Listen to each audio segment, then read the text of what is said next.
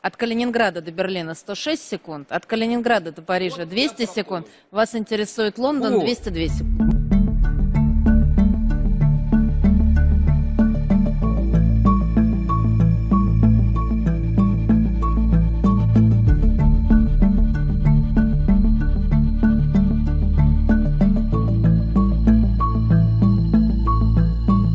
Калининграда до Берлина 106 секунд, от Калининграда до Парижа 200 секунд.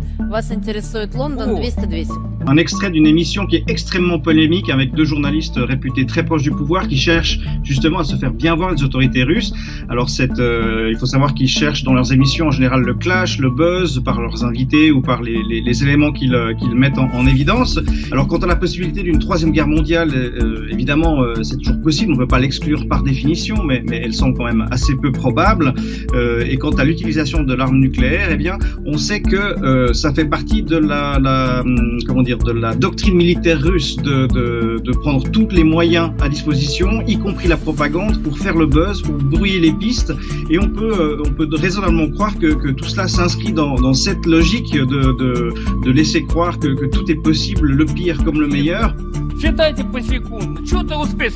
Куда? Да, все. Здравствуйте, пролетело. Ну пускай думает.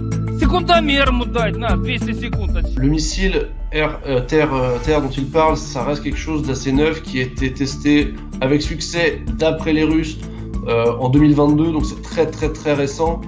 Est-ce que le système est parfaitement au point autant qu'ils le disent? Je ne sais pas.